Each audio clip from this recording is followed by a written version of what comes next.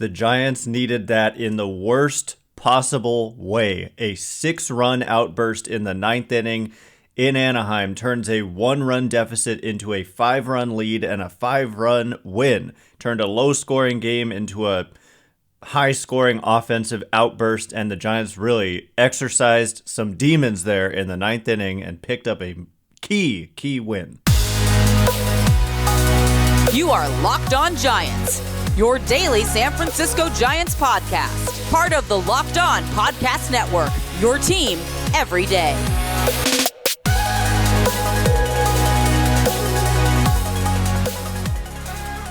Hello and welcome to Locked On Giants, part of the Locked On Podcast Network, where it's your team every day. My name is Ben Kaspick, and on the show we provide daily episodes Monday through Friday, talking about the San Francisco Giants in a way that's data-driven and rational, but also simple, passionate, and accessible to all. I'm a former contributor for the baseball statistics and analysis websites Beyond the Box Score and Rotographs. I've been podcasting about the Giants since 2015, and I'm a lifelong fan. Thank you for making Locked On Giants your first listen every day. We're free and available wherever you get podcasts, including YouTube. Check us out there, and please hit that subscribe button wherever it is that you're listening to or watching Locked On Giants. And coming up on today's show, we are going to get into the Giants exercising demons in the ninth inning yesterday. Man, did they need that. Also, we're going to break down some defensive issues that they've had in recent games, and specifically yesterday.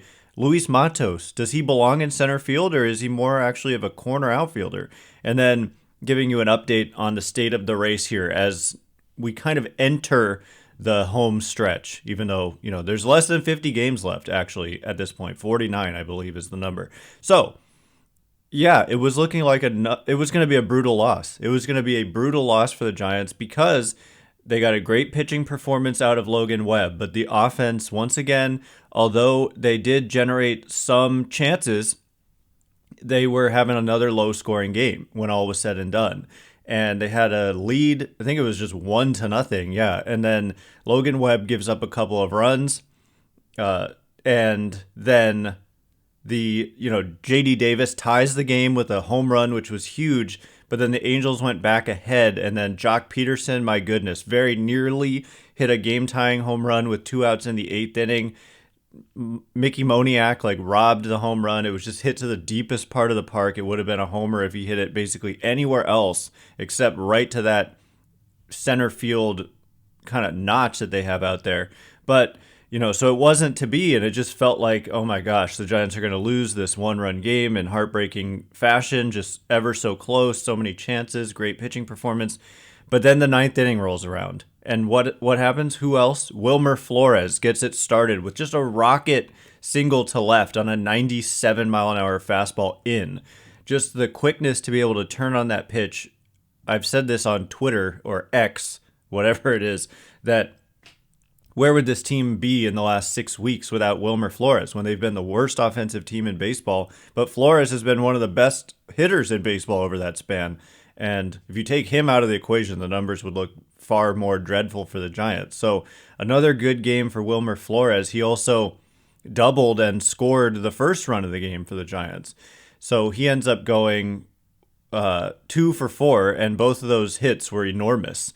And he's got a 306 average, 900 OPS on the season at this point. And then J.D. Davis.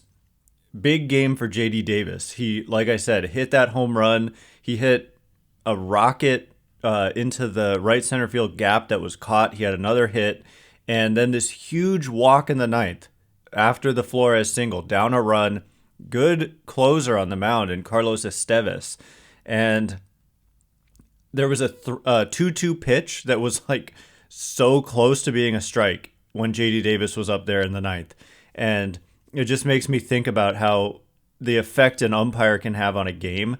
Because if that pitch is called a strike, and I would say maybe even more often than not, that pitch gets called a strike in that situation. 1-run game, ninth inning, home team pitching, which does affect umpires, even though they would like to believe it doesn't. It does. Home teams just have favorable umpire calls more than road teams. And if he gets rung up there, runner on first, 1 out, it's just such a different situation. And he takes the borderline pitch. It was just low. I think it was low, not outside, but just low. And then he walks on a slider in the dirt on a 3-2 pitch, which is hard to lay off. So the quality of the at-bats for JD Davis have been better. They were, that's a pitch that the Giants as a team chase in the most recent 6 weeks, it feels like. But he's able to lay off, so it's first and second, nobody out. And then somebody named Patrick Bailey, not sure who this guy is, but somebody named Bailey hit a huge double down the left field line. He also has been hot. I mean, the last couple games in Oakland, or at the very least the last game in Oakland, he was just an on-base machine, walking, getting hits. And then he did the same in this game, went 2 for 3 and drew a walk. So that's great to see because he was not immune. Like the whole team, except for Flores, as I'm saying, was in a funk for 6 weeks. And so to see JD Davis heat up a little bit, to see Bailey heat up a little bit, that double just kind of, again, in the last 6 weeks, that ball might get caught. But instead it just falls out of the reach of Randall Grichuk, and it rolls all the way to the left field wall. He's got to run, scamper after it. JD Davis scores all the way from first. Of course, Sable was pinch running, scores from second. So the Giants took the lead there, and they weren't done. They just, like I said, it was therapeutic, as Mike Krukow said and has said in the past. It was one of those games. Conforto was intentionally walked. Matos hit a sacrifice bunt. Mark Mathias, his first hit as a Giant, hadn't been a great offensive game for him, but he, on an 0-2 pitch, just dunked one into center, which scored 2 runs, and suddenly you're looking at a 3-run lead, and then Lamont Wade Jr. bloops a hit, and then Tyro Estrada hits a ground ball single. Jock Peterson makes an out. Blake Sable, I didn't know this until today or yesterday, that Sable grew up an Angels fan and going to Angels Stadium, and he had, according to Susan Slusser, triple-digit friends and family in attendance. Triple-digit. I'm not sure I know 100 people, let alone 100 people going to my game in Anaheim. So that's crazy. But he pinch ran, scored the tying run, and then he comes up later in the inning and hit a single against a lefty. And so that was really cool. And that was the end of the inning, essentially. There was no more hitting after that. But Giants score 6 in the inning. I think they had 6 hits in the inning. I don't know. I don't have it pulled up. But it ends up being just an offensive outburst that this team desperately needed. And Camilo Doval was just a very nonchalant 1-2-3 inning, striking out the side in the bottom of the 9th. So what would have been an ugly, or not necessarily, ugly, because the defense was at fault, really, for giving up at least 2 of the runs that the Angels had. And so what would have been ugly and a gut punch turns into just a therapeutic win. But coming up in just a minute, we will address what was at issue. If they had lost, this would have been the main focus, was a couple of defensive plays, AJ Pollock and also Luis Matos, who, despite what Kruk and Kipe are saying about how good he is in center, I'm not seeing that.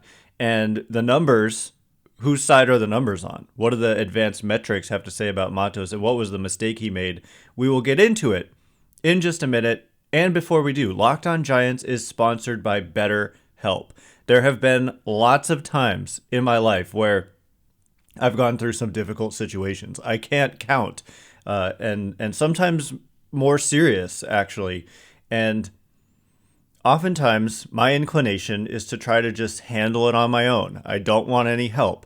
But every time that has failed to be a solution for me, and every time turning to somebody, a therapist to be specific, to help me get through those issues has been key to getting through them. I have not been able to do it on my own. So if you're thinking of starting therapy, please give BetterHelp a try. It's entirely online, designed to be convenient, flexible, and suited to your schedule, which I think is key in the modern world. And with our busy schedules, right? Like being able to fit it in when it fits for you, it can be tough, but not with BetterHelp. Just fill out a brief questionnaire, get matched with a licensed therapist, and switch therapists at any time for no additional charge. So let therapy be your map with BetterHelp. Visit betterhelp.com/lockedonmlb today to get 10% off your first month. That's BetterHelp, HELP.com/lockedonmlb. All right, here we go. We are going to discuss the ugliness of this game that would have been the primary focus of this episode, I would imagine, had the Giants lost. But thankfully, it becomes a non-issue when you win the game, especially because the defense has been a strength of the Giants this year, despite fielding percentage, which I never look at, and I would encourage you to never look at. And if you ever wonder why, just ask me and I'll tell you why. I can't explain it every time. I talk about it at least once a week. Don't use fielding percentage for defense evaluation. Thanks again for making Locked On Giants your first listen every day. Everydayers, tomorrow breaking down Game 2 in Anaheim. And this had the feel, this like intensity, I don't want to say of a playoff game, but of an important game for both teams. And so we've got another one tomorrow. It's going to be the same. And then you're going to face Shohei Ohtani on the mound in the finale. It's a fun series. Giants play the Angels again tonight at 6:38 Pacific. Lucas Giolito on the mound for Anaheim. They acquired him before the trading deadline, and he's not done well there so far. He has a tendency to give up some homers, and so we'll see if the Giants can hit some, because that's a key for them. They play the Angels at 6:38. You can catch every pitch of the Giants' hometown broadcast with SiriusXM on the SXM app. Search Giants. So, the issue, I mean, my goodness, AJ Pollock, we'll start there because I don't have too much to say about that, and I have more to say about Matos, but AJ Pollock made just a horrible read on a line drive like over his head in right field. Now, to be fair, line drives kind of right at you are, in fact, the hardest ball to read off the bat as an outfielder. It's hard to judge. Is it in front of you? Is it right at you? Is it over your head? And he broke in, and the ball ended up sailing well over his head. So it was just a really bad read. To be honest, like, you look at his career numbers as a defender, he has not played much right field at all. He's primarily been a left fielder and a center fielder. So he's not too... I don't know if he's comfortable or not in right, but he doesn't have a ton of experience out there. He has some, and as an outfielder, it's not that different, but it is different. It looks different just standing in right versus standing in left or center. But I don't know if that's the reason for it, but he just made a horrible read, and it cost them the go-ahead run. So, and I know people probably took issue with him batting third, but if you look at his track record against left-handed pitching, I understand it, and he's definitely a guy who's going to get pinch hit for. So it's about facing a lefty there, and it's about who would be replacing him facing a righty. So I thought it was fine where he hit in the order, but it was another rough game for him. But Luis Matos, this is kind of a bigger topic, and that question, the topic is he a center fielder? Like, are his actions and his, speed and reads and all that center field quality? And to me, the answer so far from what I've seen is that I view him more as a guy who fits in a corner. And in this game, let me just discuss what happened. There were actually a couple of plays where I feel like, so the thing that everybody likes to say about Matos is that he's a glider, right? And to me, the gliding is actually hurting him, because there have been several times, including yesterday, where he's kind of, if you charge the ball, if you like get behind the ball better, it can make you better able to kind of make a throw, an aggressive throw in to the infield and prevent guys from taking extra bases on you, and also just getting to certain balls. It makes it more difficult. You have to make like a leaping catch at the wall versus like you were already at the wall, and you didn't have to jump like that. So I'm not really a fan of that. And in this game, he glided over to a ball that was hit. Was it off? It wasn't Shohei Ohtani. It was, I don't remember who hit it, but it was to his left. And instead of kind of sprinting to the spot, I don't know if he sprinted or glided to the spot, but the point was he clanked the ball off his glove. And to me, if you did glide over there, meaning you didn't run full speed, you just kind of gauged how fast you needed to go to get there right at the time that the ball got there. But if you get there in advance and then you don't have to play it off to your side. You can kind of get behind it and have your momentum going in towards where you're going to be throwing the ball. And so instead, he kind of had to play it to his side and then like planning to spin around and throw back into the infield. And so in trying to like hurry those actions, he kind of clanked it off his glove, kicked it around a little bit, ran after it, picked it up, and then dropped it, and then threw it in. So this is like I thought you could have charged 2 errors on the play to Matos for first kicking it and then dropping it. And it cost them a run. And so he then throws it in. The runner was not going to try to score. So that's, to me, they ended up charging an error to Patrick Bailey on this play. But I don't think that that's an error.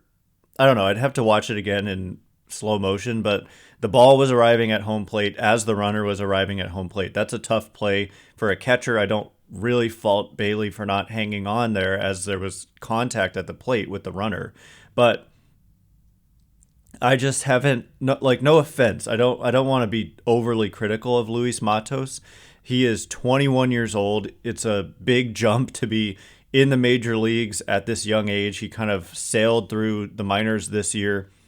And anyway, what do the metrics have to say about it? That was a bad play. And to me, it was like multiple mistakes on Matos. And it's kind of a trend that I've seen. I'm not a fan of the gliding. I'm more of a fan of get over there as fast as you can. And so you don't have to make it more complicated by spinning and all that kind of stuff. And anyway, catching the ball as you're running in is much easier than catching it as you're running sideways. And then once you're having to make a throw, you want to be running in versus sideways, because if you're sideways, you've got to then spin and your momentum needs, anyway, you get what I'm saying. But, all due respect to legendary Kruk and Kuip, I don't always agree with them. And they're just like raving about Matos' defense, and I don't really see it that way. And the numbers bear that out. They kind of support what I see.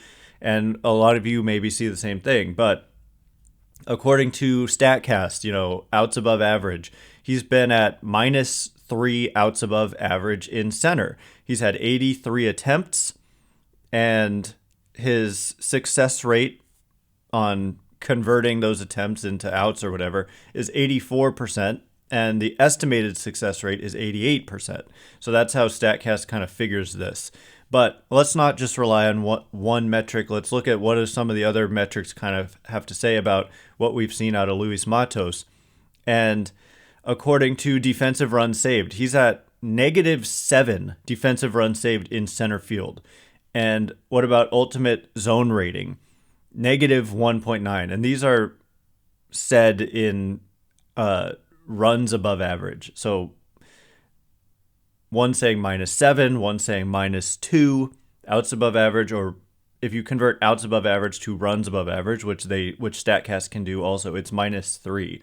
So the middle there is about -3 runs. So that's kind of what I've seen. And then also there's a tendency to say he's so fast, but his sprint speed is 64th percentile in Major League Baseball, which is not that much faster than the average player. But if you look at center fielders, they're faster than the average player. So Matos actually rates as a below average runner for a center fielder. So again, I'm not trying to be critical. I'm just kind of trying to lay down what the numbers say and what I've seen.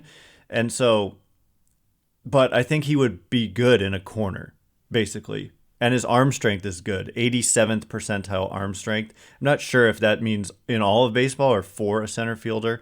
I'd have to look a little more into that. But also, Matos has struggled at the plate the last few days against Oakland and against Anaheim. He's come up in some big situations and hasn't been able to come through. So it's a lot of pressure on him. And again, he's 21 years old. I expect improvement as his career goes on.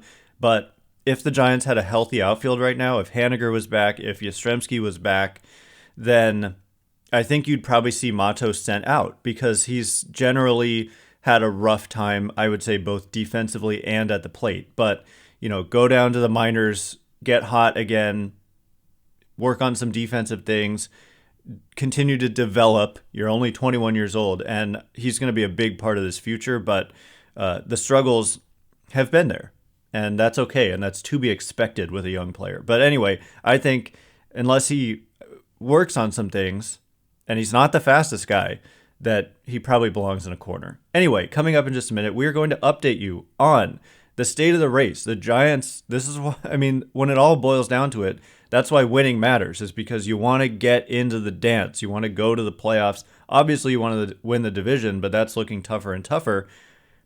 But the Giants are gaining some separation, and their playoff odds went up yesterday. How much did they go up? We'll get into it in just a minute.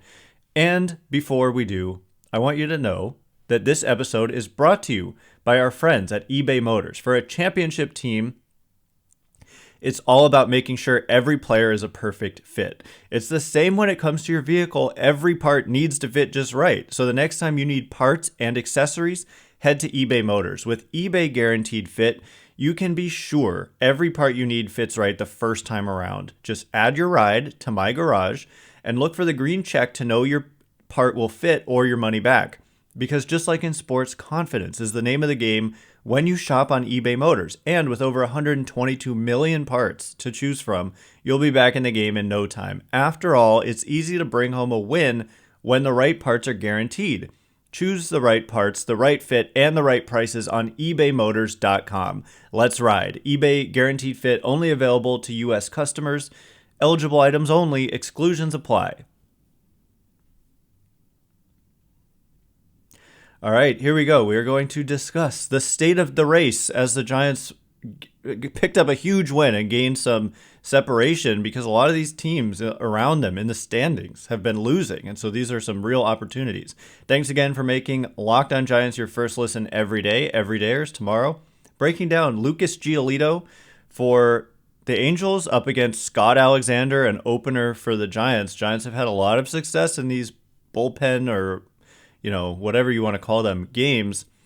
And the Angels, these are really, really important games, and they've kind of flopped here post-deadline, losers of 7 straight now. So, critical game for them, and big game for the Giants. Giants play the Angels tonight at 6:38 Pacific. You can catch every pitch of the Giants' hometown broadcast with SiriusXM on the SXM app. Search Giants. So, the Dodgers won earlier in the day, so the Giants needed to win to keep pace. They're still 4 games back in the NL West. According to Fangraphs, I mean, basically the projection systems and all that, anybody can kind of see this. Any baseball fan would say Dodgers are probably a on paper better team than the Giants, and they also have a 4-game lead, and so it's no surprise that they're favorites to win the division, with Fangraphs giving them an 89% chance of winning the division, Giants at 9%, basically. So those aren't horrible odds. I mean, essentially a 1 in 10 shot, that happens in life all the time. 1 in 10 things come true. But they're underdogs in the division, certainly.